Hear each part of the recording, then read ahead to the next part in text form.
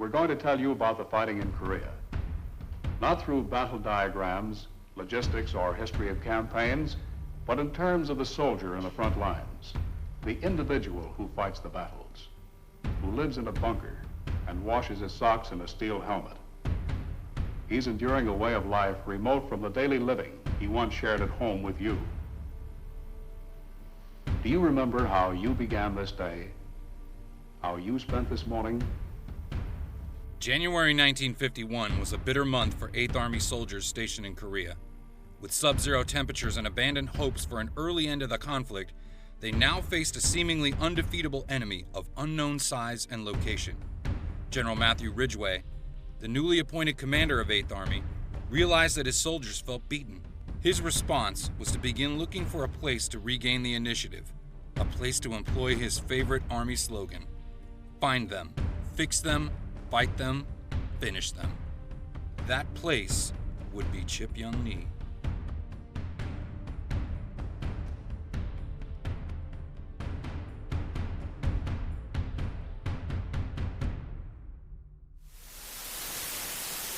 The mission of the Army is to win battles, right? That sure is.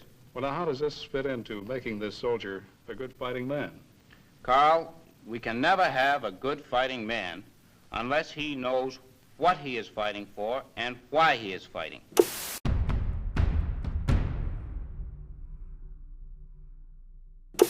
Ridgway's strategy to retake the peninsula would begin with an offensive push north. Known as Operation Roundup, his plan called for I Corps, 9th Corps, and 10th Corps to advance north from a line of departure established between the villages of Chipyong-ni, Hoengsong, and Pyeongchan. Consequently, the 2nd Infantry Division's, or 2ID's commander, General Clark F. Ruffner, tasked the 23rd Regimental Combat Team, or RCT, to advance from the Twin Tunnels and occupy Chipyong-ni to establish a western strongpoint to anchor 10th Corps' line. Army Doctrine Publication 3-90 explains, a strong point is a heavily fortified battle position tied to a natural or reinforcing obstacle to create an anchor for the defense, or to deny the enemy decisive or key terrain. Commanders prepare a strong point for all-around defense. Commanders establish a strong point when anticipating enemy actions that will temporarily isolate a defending force, retaining terrain critical to the overall defense. The United Nations Command, or UNC, predicted that Chinese Communist Forces, or the CCF, were planning an attack through Chipyong-ni toward the Han River Valley. Ridgway hoped that seizing Chipyong-ni would secure 10th Corps' western flank as the Republic of Korea, or ROK, 5th and 8th Divisions attacked north off their eastern flank to destroy the enemy forces in the area of Hancheon. As a junction of mountain rail and road passes set between Seoul and Wonju, Chipyong-ni had operational significance. The CCF needed to control Chipyong-ni to maintain the offensive. The 8th Army needed to secure it if they were to shape offensive operations elsewhere on the peninsula. To meet his commander's intent, Colonel Paul L. Freeman, Jr. crafted the 23rd RCT's mission for Chipyong-ni around the concept of area defense, which Field Manual 3-0 describes as a defensive operation that concentrates on denying enemy forces access to designated terrain for a specific time rather than destroying the enemy outright.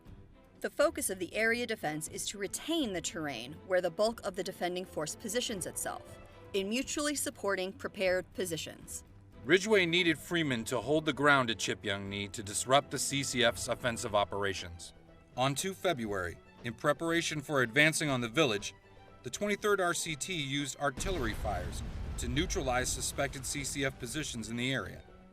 Fires focused in particular on Hill 319, which dominated the entrance to the objective along Highway 24. Then, on the clear, cold morning of 3 February, the 23rd RCT advanced roughly 4.8 kilometers north from the Twin Tunnels. Though the 23rd RCT observed CCF elements on Hill 506, it did not engage them, and therefore arrived at Chipyong-ni without incident. Now this really packs a wallop. Your shell is about yay big around, and when it hits those tanks, it really knocks them out. I saw one tank hit by one. I saw this personally, and the turret blew off completely and did a complete flip before it hit the ground.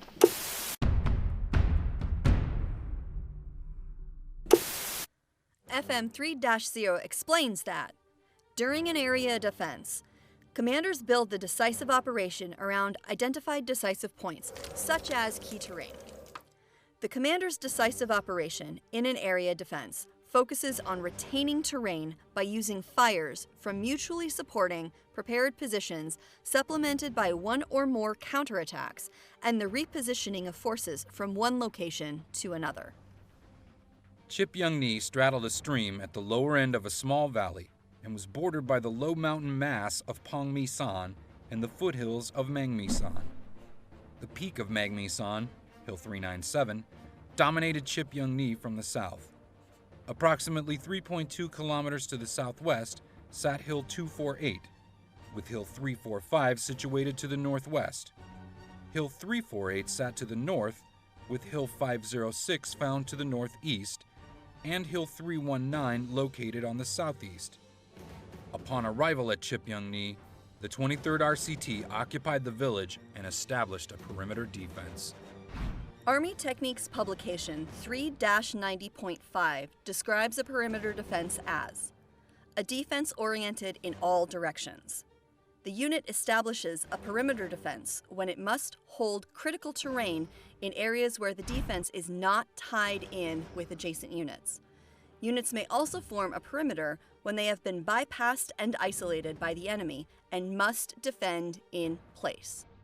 Freeman stated, "In accordance with Ridgway's new strategy for turning the 8th Army around and stopping the Chinese and what was left of the North Korean Army, we prepared to hold that very important road junction and to thwart any Chinese movements, reinforcements, or attack." Just as General Ridgway deemed Chipyong-ni key terrain for 8th Army, Colonel Freeman recognized that he would not be able to hold the vital road junction without retaining the reverse slope of Hill 348 and the rail line running east to west along the southern edge of the village. If the CCF seized these areas, they would possess a decided advantage in attacking and possibly overrunning the forces inside Chipyong-ni. These features became key terrain for the 23rd RCT and were integrated into its defensive plan. In February 1951, the 23rd RCT fielded 5 organic elements: a headquarters company, 3 rifle battalions with 3 rifle companies and 1 weapons company, a tank company operating M4A3 Shermans, a heavy mortar company with 3 platoons, and a service company composed of a supply and transportation platoon along with a pioneer and anti-tank platoon. The 2ID attached additional units to the 23rd RCT. These included the French Battalion of the United Nations Organization, composed of 4 companies and a rock company.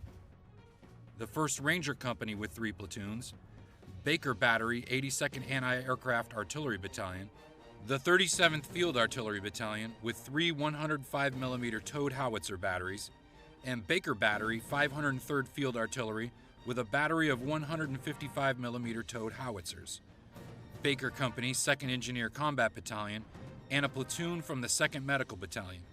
By 13 February, the 23rd RCT totaled just over 5,000 soldiers.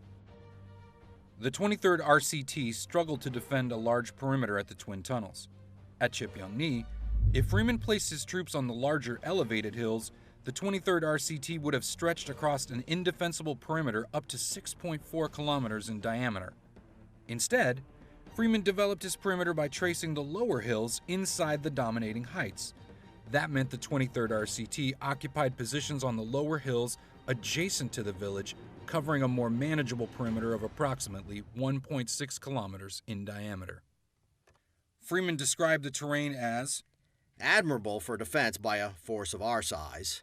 Here we could dig in our main position on low hills, which would facilitate defensive fires, resupply, and construction of obstacles. Enemies seizing the higher ground around our position would not be able to direct effective small arms fire against us, but would be vulnerable to our supporting fires. Engineers worked for 4 days under adverse weather conditions. Well, 4 days and 4 nights, because they had to work at night under floodlights. Under floodlights? Under floodlights, and you can really appreciate that when you realize that they were located 200 to 300 yards ahead of our front lines and had for security a company from the 16th Recon to support them and protect them. And they were under constant harassing mortar fire and long-range machine gun and rifle fire for the entire time.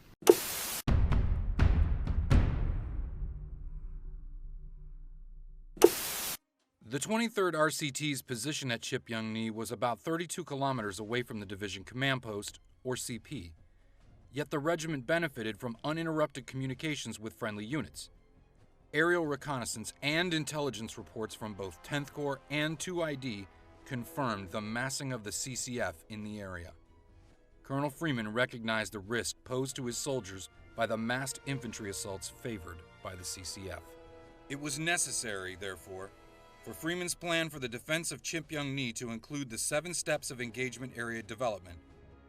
As addressed in Army Doctrine Publication 3-90, an engagement area is an area where the commander intends to contain and destroy an enemy force with the massed effects of all available weapons and supporting systems. The 7 steps of engagement area development are: identify all likely enemy avenues of approach, determine likely enemy schemes of maneuver, determine where to kill the enemy force, plan and integrate obstacles, in-place weapon systems, plan and integrate indirect fires, and rehearse. To accomplish these goals, Freeman positioned his soldiers using compass points as a reference. To the north, 1st Battalion defended the perimeter. To the east, 3rd Battalion prepared defenses in an area that included an open rice field. 2nd Battalion defended the perimeter's southern arc of low hills, including the train station and tracks that ran through the village. The French Battalion defended the western arc of the perimeter. Freeman placed his reserve, comprised of Baker Company, 1st Battalion, and the Ranger Company, in the center of the village. Freeman then employed his M4A3 Sherman tanks, 4 M19 multiple-gun motor carriages, and 6 M16 multiple-gun motor carriages, or air defense half-tracks, to provide direct fire in support of the front line's engagement area. A deliberate fire support plan covered both observable and unobservable areas, including the placement of heavy machine guns low to the ground for grazing fire along the wire and across open areas. The 2nd Engineer Combat Battalion then prepared the perimeter with barbed wire, mines, and booby traps made from C-ration cans and hand grenades. Field artillery and mortars were emplaced within the perimeter. The 23rd RCT's fire support plan incorporated extensive pre-planned and range targets to ensure optimal coverage. Additionally, forward observers refined and registered pre-planned targets. To coordinate close air support, a tactical air control party was attached, and Freeman placed it with the unit CP that remained in the village center. Battalion commanders directed their soldiers to dig fighting positions deep enough to stand in, with covers to mitigate the threat of Bangalore charges used by the enemy. However, Baker Battery 503rd Field Artillery arrived after the 23rd RCT established the perimeter. To make room for the battery of 155mm howitzers, George Company relocated to a more exposed part of the perimeter. That left George Company just enough time to prepare new, yet not elaborate, fighting positions. As a final precaution, come evening, each company sent out 2 or 3 soldiers to establish observation posts roughly 20 meters in front of the perimeter. Finally, Freeman went a step further. He deployed elements approximately 900 meters from the established perimeter before daylight each morning. Here, soldiers prepared more fighting positions and emplaced trip flares, mines, barbed wire, and booby traps. Additionally, daylight patrols reconnoitered in front of his advance line to warn of any enemy movement. Under cover of darkness, the soldiers then returned to their primary positions within the established perimeter. This tactic provided an extra layer of protection to the perimeter defense by deceiving the CCF into overestimating the size of the 8th Army's presence at Chipyong-ni. They send about 3 waves against you, and the first wave would have burp guns, automatic rifles, and second wave would have grenades, and the third wave wouldn't have nothing. But when we'd shoot down the first wave, we'd destroy them, the third wave would pick up weapons and keep on coming against us.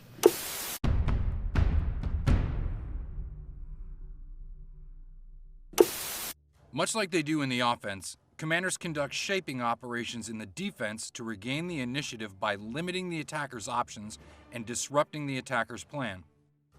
According to Army Doctrine Publication 3-90, a defending force does not wait passively to be attacked.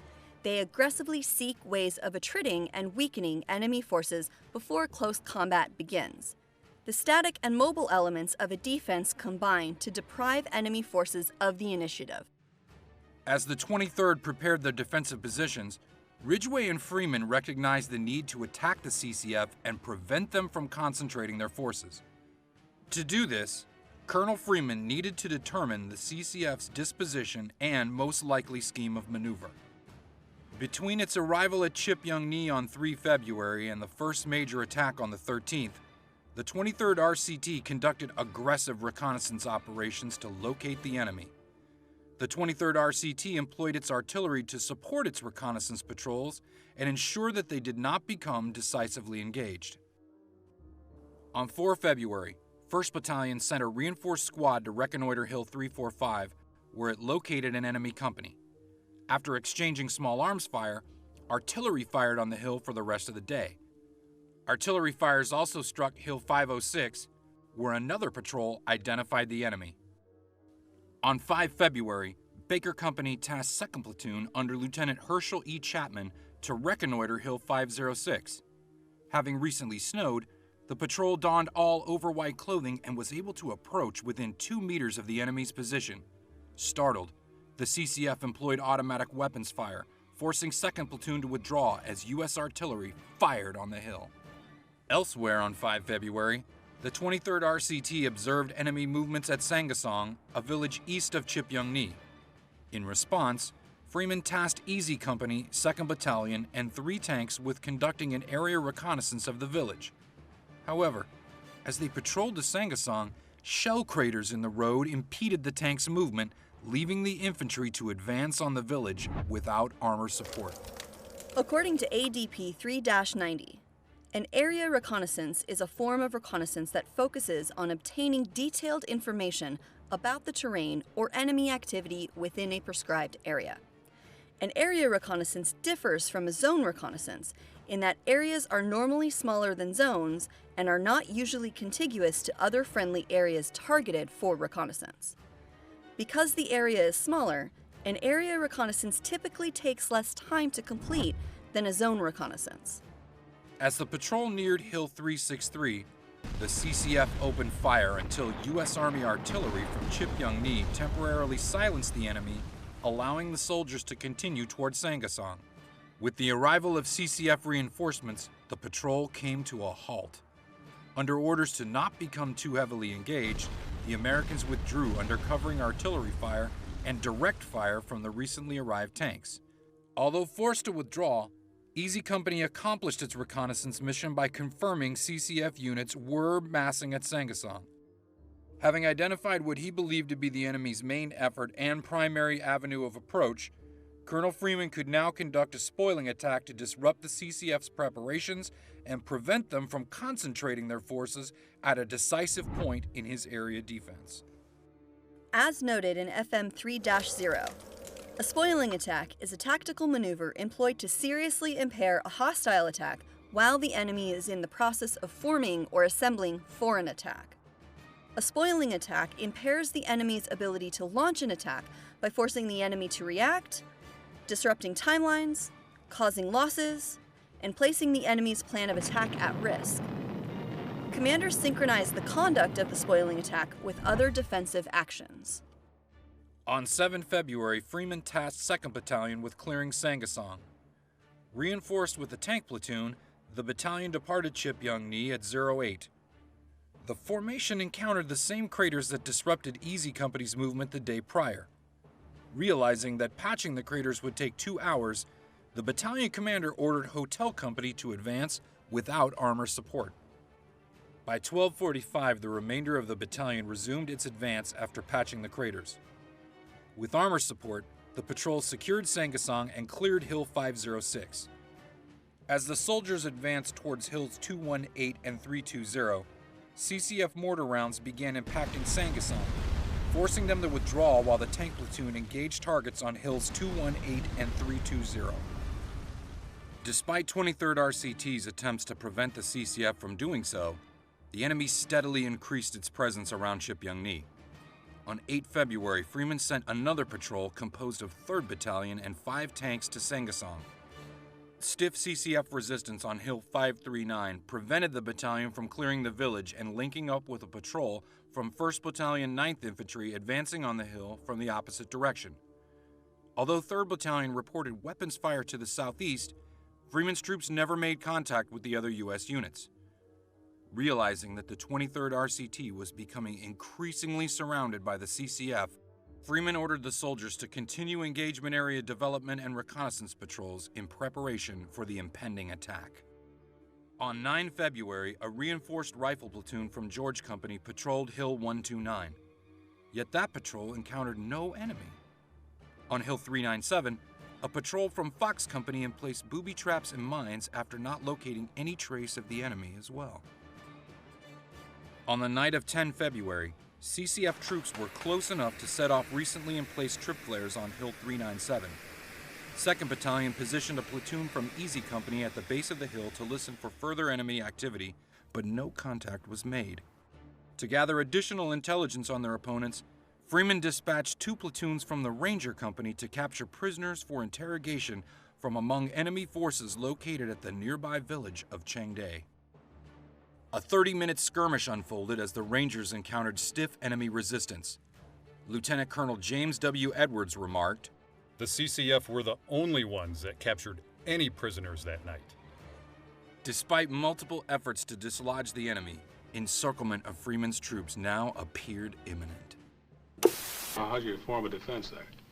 Well, we set up a circle. In other words, we put all our men we had in a circle so that we could guard all sides. They were attacking us from all sides.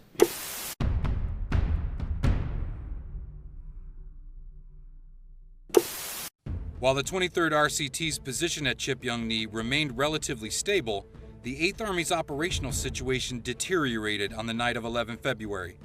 The enemy disrupted the 8th Army's advance north as, according to General Ridgway, an estimated 21 Chinese divisions and 9 North Korean divisions attacked the center of our defense line, specifically the U.S. 10th Corps and the ROK 3rd Corps. The 5th and 8th ROK divisions to the east of the 23rd RCT were scattered as a result, leaving gaps in the defensive line. Ridgway responded by pulling all UNC forces southward. The only exception was the 23rd RCT at Chipyong-ni. Major General Edward M. Ullman, 10th Corps commander, General Ruffner, 2nd Infantry Division commander, and Colonel Freeman all wanted to withdraw the 23rd RCT from Chipyong-ni. Ridgway disagreed. If he withdrew the 23rd with the rest of 2nd ID, the CCF could advance unopposed to the Han River Valley and threaten the positions of 9th and I Corps, which were west of the Han. Already in well-prepared defensive positions, the 23rd RCT also offered Ridgway a perfect scenario to prove the CCF could be defeated and provide a much-needed morale boost to UNC forces in Korea. On 12 February, aerial observers spotted the first signs of CCF action against Chipyong-ni. Major enemy movements, unusual for the CCF during daylight hours, were observed among the woods and hills surrounding the village. This led to U.S. Army 155mm howitzers targeting the enemy north of the village. Patrols also returned with CCF prisoners who identified elements from 5 CCF divisions in the area. Other than a few minor probing attacks, there were no further engagements with the enemy that day or night. But we did have most of the things we needed. Parkas, shoe packs, pile liners, hoods. We were pretty well bundled up and pretty comfortable, too. Did you say comfortable, Chuck? Well, as comfortable as you can be at 22 degrees below zero.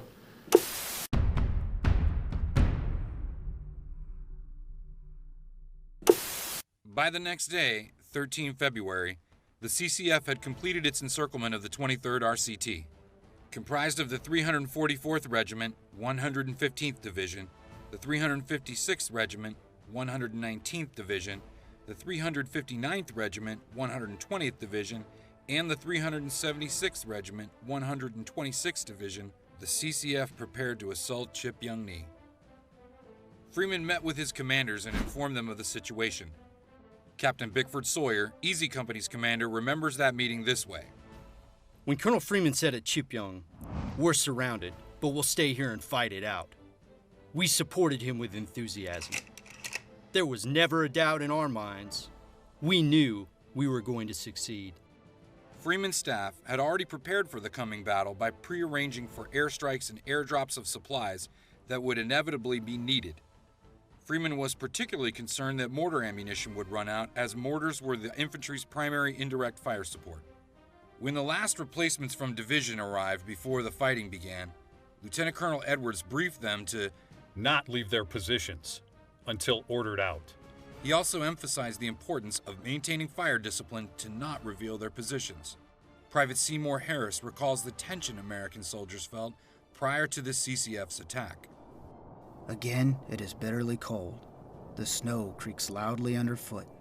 Even the tree limbs crack and make strange noises. The word is out. Tonight we will have 100% alert. Tonight is the night. There is no place to run, no place to pull back to. Our backs are to the wall. Colonel Freeman and Lieutenant Colonel Edwards have checked and rechecked our positions. They have personally checked fields of fire and made corrections where necessary. I am praying, not for my life, but for the guts it will take to see me through this. I pray that I will not let anybody down, that I will be able to do what I came here to do. At approximately 22:07 hours, CCF elements attacked the 23rd RCT perimeter with small arms fire and mortars. Just before midnight, an artillery barrage targeted the northern perimeter as well. As soon as it lifted, CCF infantry assaulted the defenses of the 1st Battalion on the north and the French Battalion placed on the western edge of the perimeter. Focusing on Able and Charlie companies of the 1st Battalion, mortar fires pinned Charlie Company down. Maintaining fire discipline, they waited until the CCF soldiers tripped flares, anti-personnel mines, and booby traps to the company's front, instead of firing at noises or shadows. 1st Battalion then opened with artillery and mortars on pre-planned targets that Freeman soldiers had registered during the previous week and a half. This combination of small arms fire, pre-planned fires, mines, and other anti-personnel obstacles repelled the CCF. A little after 0100 hours on 14 February, CCF infantry maneuvered along a finger of high ground that led into the boundary between Able and Charlie companies to attack Charlie Company's flank. Again, 23rd RCT fire discipline prevailed as soldiers waited to return fire until the CCF reached the barbed wire marking the trip line in front of their fighting positions. When the CCF attempted to cut through the wire, 23rd RCT soldiers opened fire with support from the Quad 50s and tanks in the low ground between Charlie Company and the French positions. Once more, the CCF fell back with heavy losses. To the south, CCF soldiers assaulted again through the tripwires and anti-personnel mines of the engagement area. This time, the enemy reached the barbed wire in front of Easy Company, but CCF troops floundered in the face of firepower from a Quad 50. Unable to penetrate Easy Company's lines, CCF troops regrouped for an assault through a railway tunnel 100 meters in front of 1st and 2nd platoons. Freeman's troops placed drums of foo gas, a thick, fuel-based liquid akin to napalm, near the tunnel as part of the defensive perimeter. As the CCF approached through the tunnel, Captain Sawyer, the Easy Company commanding officer, detonated the foo gas using an explosive charge to project the burning liquid into the mouth of the tunnel. The CCF never again attacked through the tunnel. Just past midnight, the CCF bombarded the 23rd's positions with Soviet-made 120mm mortars and 76mm field guns. The first fires were inaccurate, but CCF artillery fire improved after one of the rounds set a Quad 50 ablaze along with the 1st Battalion command post. Guided by the flames, the CCF adjusted artillery fires, accurately targeting the battalion's CPs, supply dumps, and artillery and mortar positions. One round hit the regimental command post, killing the S2, Major Harold Shoemaker. The most critical portions of the fighting occurred in the sectors occupied by George Company, 2nd Battalion, and the French companies. CCF elements approached the French 1st Company positioned near the train station by advancing under cover along a railroad cut. Like the Americans, the French soldiers maintained their fire discipline until the CCF infantrymen ascended the railroad embankment. Firing on them with every weapon available, they routed the attackers. The French 2nd Company's positions on the west side of the village, while exposed, offered the best fields of fire. Supported by quad 50s, French fire devastated the enemy attempting to cross the open ground in front of Hill 248. Having found most of their dead at the twin tunnels in their fighting positions, the French prepared alternate positions forward of their primary defensive positions before the battle. When the CCF attacked, French soldiers in the alternate positions fell back. Then, like a scene out of the First World War, their comrades in the primary positions charged the CCF infantry with fixed bayonets, driving the CCF out of the perimeter. As the French 2nd Company repulsed the CCF attack in this manner, George Company defended a more exposed, less defensible position that lacked clear fields of fire. Located on a low ridge that was not as dominant as other American-held positions, they were unable to develop their engagement area as effectively.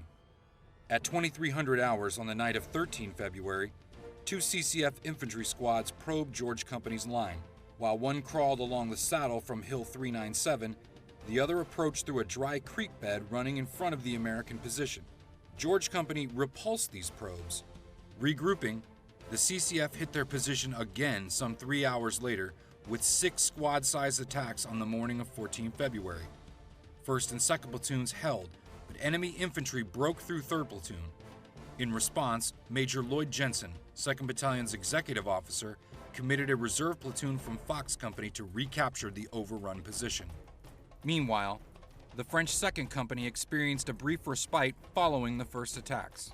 At 0130, the CCF infantry launched an attack on the train station in an attempt to overrun the artillery position located behind French lines. To do so, the CCF advanced in 2 company-sized rushes from the southwest and west. Although automatic weapons in the quad 50s killed dozens of CCF infantry as they approached 1st Company, the attack still hit with enough strength to penetrate the French lines. 1st Company commander, Captain Francois de Castries, requested reinforcements. The battalion intelligence officer, Major Maurice Bartholomé, ordered his last reserve of 2 squads from the attached Rock Company to reinforce de Castries.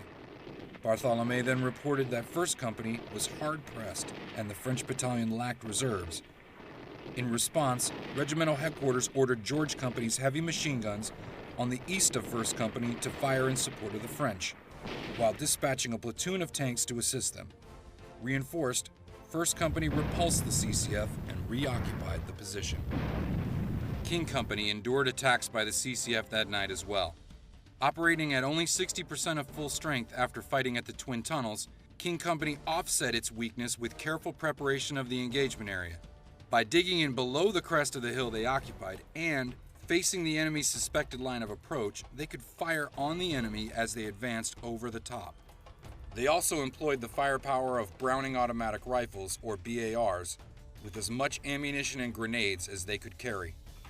CCF artillery bombarded King Company's positions before midnight, allowing their infantry to approach close enough to throw grenades into King Company's fighting positions.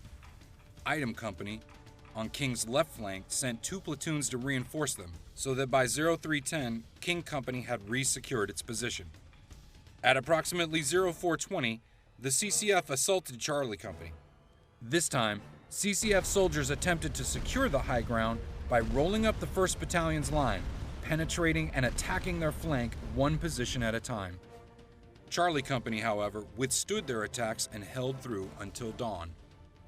The last CCF assault occurred at 0530, when the CCF attacked the French 1st Company again. The French, with the support of 2 75mm recoilless rifles, held the position. When the CCF reformed behind a small ridge for another attack, the French once again fixed bayonets and charged, scattering the CCF infantry and capturing a few prisoners.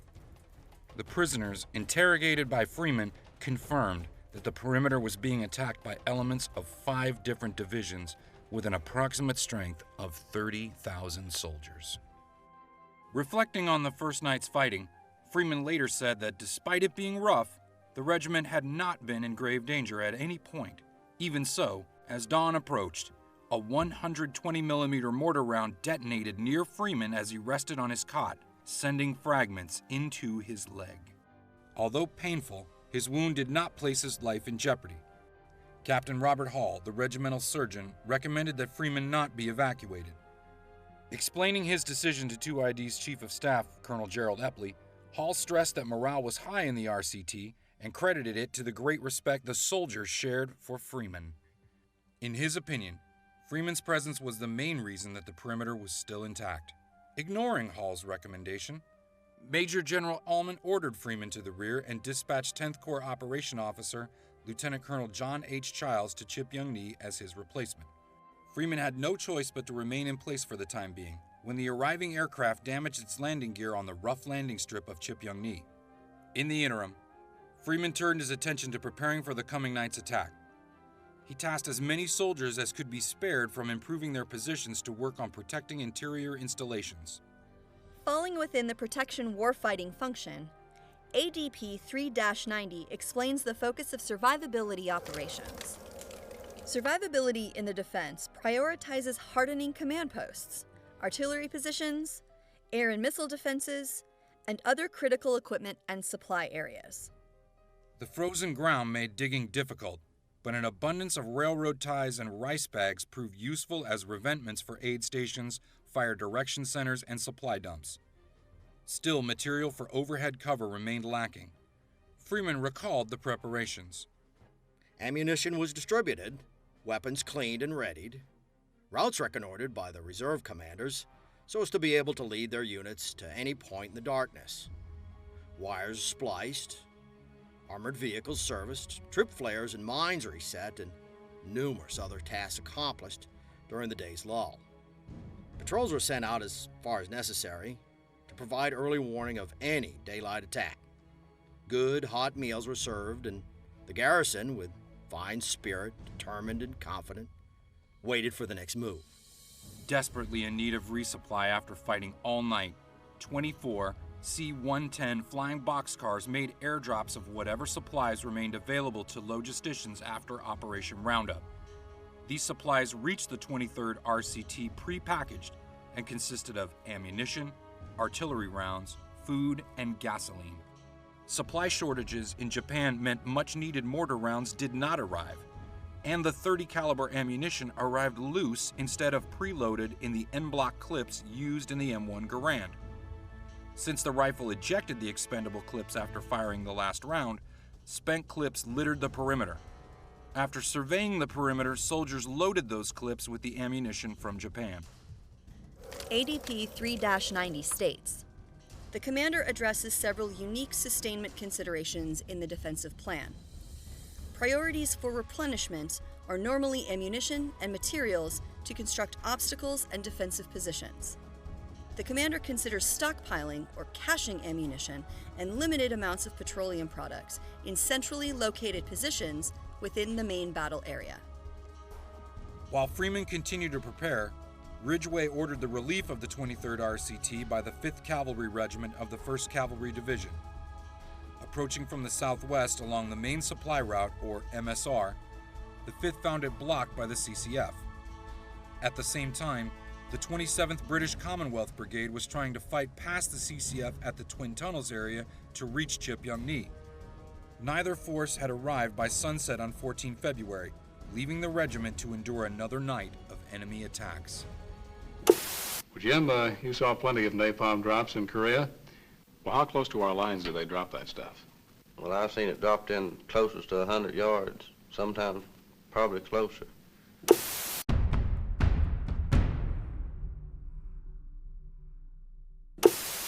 Before darkness fell on 14 February, the 23rd RCT spotted CCF troops vacating hiding places and forming into assault units all along the perimeter.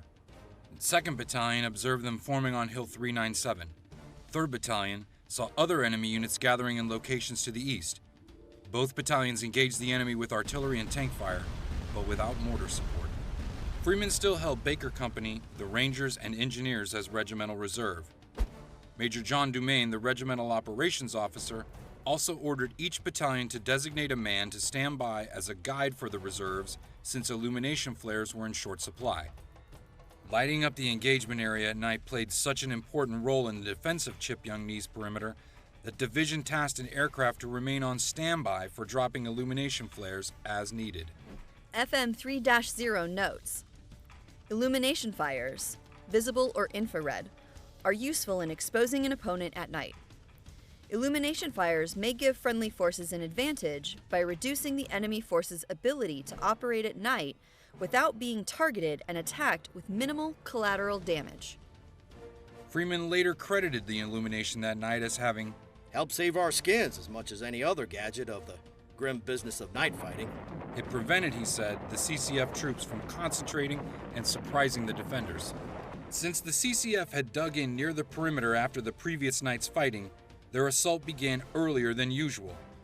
At approximately 1900, enemy artillery and mortars fell for an hour, effectively striking inside the perimeter. As the CCF signaled their soldiers by bugle to attack, Freeman's troops blew capture bugles to confuse the enemy. The CCF assault concentrated on sectors that had appeared the most vulnerable the previous night, with the first attack occurring in King Company's sector at 2025. At the same time, attacks and indirect fire occurred all around the perimeter. This included 2nd Battalion's George Company and the section of the perimeter held by the French. The CCF attacked in company and platoon waves, pushing through the anti-personnel mines up to the barbed wire. These attacks tested the perimeter, but in most areas failed to break through the wire. After 2 hours, CCF infantry fell back. As CCF soldiers fired heavy mortar and artillery on the defenders, it became clear they had accurately observed the locations of various CPs in and around the village. Using captured US 105mm and 155mm artillery pieces with rounds that they failed to arm, the artillery fire caused only minor damage. Still, the incoming rounds unnerved the defenders. Repulsed and suffering heavy losses, the CCF ceased attacking for a time. Indeed, the 377th Regiment lost more than half of its forces. Instead, CCF soldiers fortified their positions and prepared to focus the attack on George Company's sector. Consequently, George Company's position became the site of the most serious fighting. Recognizing their vulnerability, the soldiers had fortified their position earlier that day. The company's acting commander, Lieutenant Thomas Heath, had coordinated defensive plans with Captain John Elledge, the battalion's artillery liaison officer, and Lieutenant Arthur Rockanowski, the battery commander. All three agreed that the most likely focus of CCF attacks would be the 3rd Platoon's primary position in the center of George Company. Lieutenant Rockanowski agreed to support George Company as best he could. Rockanowski already had 2 machine guns supporting 3rd Platoon, but agreed to set up alternate positions behind it with 2 BARs as further fire support. His battery would also furnish up to 40 additional soldiers to strengthen the company's defenses if necessary. The CCF's first attack on George Company's position began just after 2000 hours, with machine guns firing from Hill 397 in support of an assault on 3rd Platoon. At the same time, the CCF began probing the saddle between 3rd and 1st Platoons. Exploiting a weakness in the line, CCF soldiers seized 2 fighting positions from 1st Platoon's left flank. The enemy then cleared the rest of the line using Bangalore charges and began firing a machine gun into 3rd Platoon to the east. For the first time, CCF troops occupied terrain within 23rd RCT's perimeter. 3rd Platoon's weak position worsened even more as CCF infantry widened the breach in George Company's section of the line by directing fire against 1st and 3rd Platoon. To prevent further CCF gains, Lieutenant Paul J. McGee notified Lieutenant Thomas Heath, acting George Company commander, by runner of the situation. Heath then called the 503rd Field Artillery commander, Lieutenant Rockanowski, who allocated 15 of his artillerymen to support the 3rd Platoon's attempt to retake their positions. As the soldiers began their attack, under the command of Lieutenant Heath, enemy fire immediately killed one of them and wounded another. The rest scattered. Heath quickly reformed them and led them back up the hill, but the group disintegrated again. Still seeking to regain his company's position, Lieutenant McGee sent a runner to locate the company commander. Lieutenant Heath also requested assistance from the battalion commander, Lieutenant Colonel Edwards, who sent a reserve squad from Fox Company. They attacked into the saddle of the hill again, but were forced to withdraw when every soldier in the unit was either killed or wounded. At 0300, Edwards informed the regiment that George Company's position was penetrated. Edwards then organized a counterattack force made up of the remainder of Fox Company, one tank, and a platoon from the Rangers that Freeman sent to assist. Lieutenant Robert Curtis, the battalion assistant operations officer, was ordered to command the counterattack force. Arriving on the scene, Curtis found a desperate and confused situation. Most of George Company's key leaders were wounded, leaving Lieutenant Heath to organize the remnants of George and Fox Companies into a single platoon. Curtis described what happened when he arrived. At that time, we had 3 60mm mortars, 3 tanks, and light machine gun fires to support the attack, plus the possibility of a quad 50 caliber weapon that was sitting at an angle on a nearby trail but was inoperable in that position. I had lost contact with the mortar fire direction center. The crew assigned to the quad 50 had left the area, but I knew the tankers knew how to fire the weapon. I was told we had some artillerymen forward of the command post, but that they were guarding their howitzers, and I did not count on their assistance in the attack. Curtis also had difficulty coordinating with First Lieutenant Alfred Herman, commander of the attached Rangers. Herman was concerned about his ability to hold the line with limited troops and light weapons. He also insisted on only taking orders from Freeman, since, he reasoned, the Rangers were directly attached to the colonel. To expedite the command process, Curtis contacted Edwards and requested he send a senior officer to either take command or endorse Curtis's orders. In response, Captain John Ramsburg arrived, and although Herman still disagreed with the mission, he followed Ramsburg's orders. It took another half hour to secure enough soldiers and weapons for the attack. Finally, at 0500, the Americans started up the hill, but the CCF were waiting. When the soldiers crested the hill, they began firing, wounding Ramsburg and killing or wounding those who followed him. Heath immediately assumed command until he was wounded, which left only Lieutenant Curtis, who moved up the hill to take charge of the situation. Searching for his soldiers, Curtis found all of them wounded, and the less seriously hurt helping the more grievously wounded down the hill. Meanwhile, Ramsburg had returned to the command post to organize the next counterattack while nursing his wounded foot. He struggled to find more soldiers, as Curtis organized a squad with the 6 soldiers remaining from Fox Company and the 8 soldiers from George Company. Curtis then rounded up the remaining mortarmen, wiremen, cooks, and radio operators for a total of 25 soldiers. It was still not enough, forcing him to return to the occupied hill to try and find more soldiers. Finding only dead bodies, Curtis realized he was close to the enemy when he heard Chinese voices and the sound of digging. Curtis then returned to a small defensive force and directed the tanks and soldiers to position themselves against a possible enemy attack down the hill. He then went to the company CP to confer with Ramsburg. Surprisingly, Ramsburg made the decision to immediately move all personnel along with the wounded to the rear, further weakening George Company's position. Instead of going with the CP, Curtis returned to his inadequate defensive force only to find it reduced even more in strength. It now consisted of just 2 tanks, a crew-served weapon with an untrained operator, and only 14 soldiers. Talking the situation over with the tank commander and Rockanowski, Curtis asked that one of the 155mm howitzers be used to fire white phosphorus rounds into the hillside. Curtis hoped the display of firepower would keep the CCF from attacking further into the perimeter. Although it requires knowledgeable and well-trained crews, Army doctrine explains that artillery employed as direct fire can provide a decisive response to attacks on vulnerable positions. In this capacity, artillery can have an important demoralizing effect that is not achieved with smaller-scale fires. When 6 rounds of white phosphorus landed on the hillside, setting it ablaze, the tanker decided to make a contribution as well.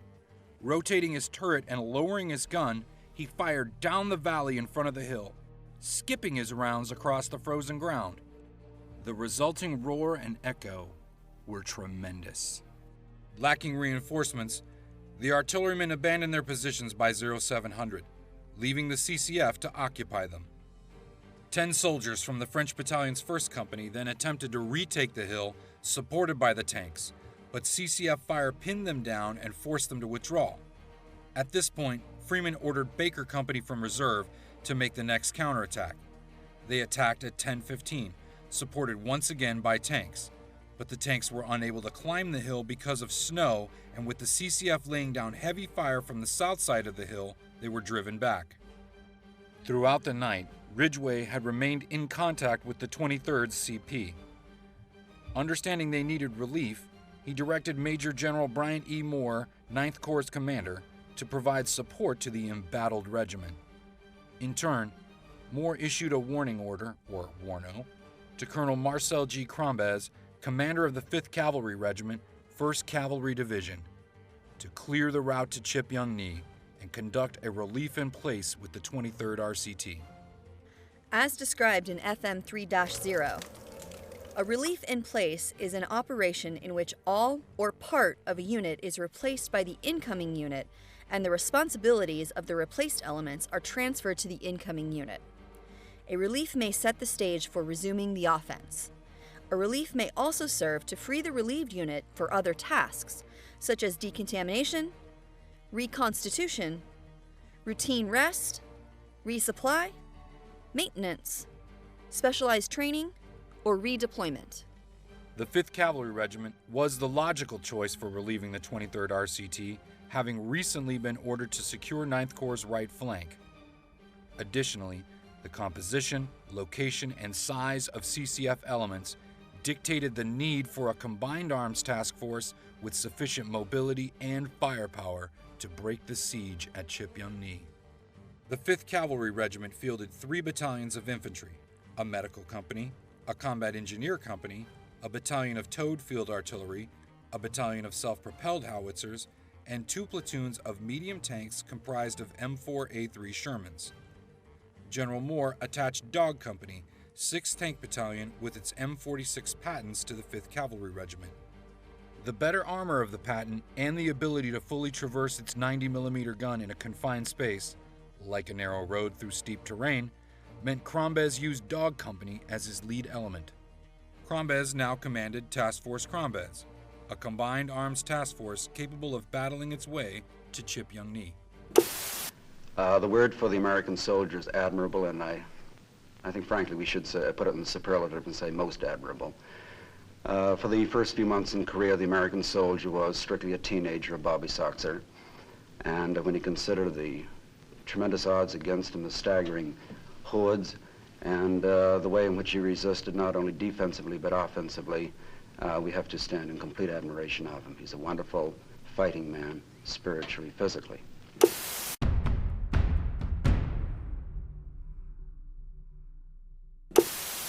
At 1700 on 14 February, Task Force Crombez departed its assembly area near Yeoju. As the regiment pushed forward through the night, Crombez felt pressure. Commanders of the 1st Cavalry and 2nd Infantry Division, as well as those of 9th and 10th Corps, pressed him to arrive at Chipyong-ni before dark on the 15th. Crombez, however, accurately discerned that, unless his forces could quickly break through the CCF's defenses, he would be unable to reach the 23rd RCT by that deadline. On the 15th, Colonel Childs, now in command at Chipyong-ni with the departure of Freeman, sent a message to 1st Cavalry. It read, "Reach us as soon as possible. In any event, reach us." With a sense of urgency, Crombez assembled 23 tanks and attached the 160 infantrymen of Love Company, 3rd Battalion, as security for a dash to the embattled village. Since the CCF held the high ground along the road to Chipyong-ni, Crombez's column encountered heavy enemy resistance. Arriving just south of Chipyong-ni, where sharp cliffs channeled the armored force through a road cut through the ridgeline, several of the lead tanks in the column received hits from bazookas or satchel charges. Luckily, the damage remained minimal. As the column continued its advance, CCF fire struck the 4th tank in line, setting off its stored ammunition and killing several of the crew. The driver, although wounded, managed to break through the enemy and maneuver off the road so that its disabled tank did not impede the column's progress. Continuing on, the column needed to negotiate the gauntlet into Chipyong-ni by synchronizing their fires to support each tank's dash through the pass. While the first tanks entered the cut, the following tanks delivered suppressing fires against both sides of the road. Similarly, once several tanks had reached the far side of the cut, they engaged CCF positions to mitigate enemy fires. All but one of the American tanks successfully ran the gauntlet, but the exposed accompanying infantrymen suffered heavy losses. As Task Force Crombez rumbled closer toward Chipyong-ni, air support arrived above the 23rd RCT. Numerous Marine and Navy aircraft hit the enemy on the slopes of the surrounding hills with napalm, followed by rockets and strafing. When another assault by Baker Company failed to dislodge the CCF from George Company's former positions, airstrikes were called in to drop napalm. 2 additional ground attacks followed, causing heavy casualties among the entrenched CCF soldiers, but still failed to dislodge them. According to CCF after-action reports, its soldiers were only able to weather the 23rd RCT's counterattacks through timely troop adjustments and determination. Airdrops as well resumed with the return of daylight on 15 February, along with the evacuation of the most critically wounded by helicopter. Resupply consisted of small arms ammunition and medical supplies, but once again, no mortar rounds. Fortunately this time, the ammunition for the M1 Garands arrived in clips. FM 4-95 explains, responsiveness is the ability to react to changing requirements and respond to meet the needs to maintain support. It is providing the right support in the right place at the right time. It includes the ability to anticipate operational requirements. Air support alone could not end the siege. Understanding this, Lieutenant Colonel Childs assembled Task Force S, which included all available tanks and infantry.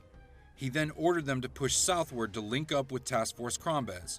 The 2 task forces met near Hill 397, where their combined firepower scattered CCF elements. The CCF perceived Task Force Crombez's arrival as a sign to terminate the battle. Possibly, the CCF could not sustain further losses nor combat the arrival of additional American armor. Clearly, the cumulative effect of aerial support and additional armor also contributed significantly to the breaking of the CCF offensive. As the smoke cleared, the tremendous casualties inflicted on the CCF became apparent. Current Army doctrine emphasizes the need for attacking units to possess at least a 3-to-1 ratio over the defending force. Despite possessing a 6-to-1 advantage over the 23rd RCT, the CCF lost 1,742 soldiers, while the 23rd suffered only 52 killed and 119 wounded. The cost incurred by the CCF accentuates the difficulty in attacking a prepared defense. ADP 3-90 states, defending commanders anticipate the success of their defense and their transition to the offense. Commanders should not wait too long to transition from a defense to an offense as an enemy force approaches its culminating point. Enemy forces will be dispersed, extended in depth, and weakened. At that time, any enemy defensive preparations will be hasty, and enemy forces will not be adequately prepared for defense. Additionally, the psychological shock on enemy soldiers will be greater if they suddenly find themselves desperately defending on new and often unfavorable terrain. The 23rd RCT prevented the CCF from taking Chipyong-ni. The regiment achieved victory because of thorough defensive preparations, synchronized employment of combined arms, and the exploitation of the enemy's inability to coordinate its attack.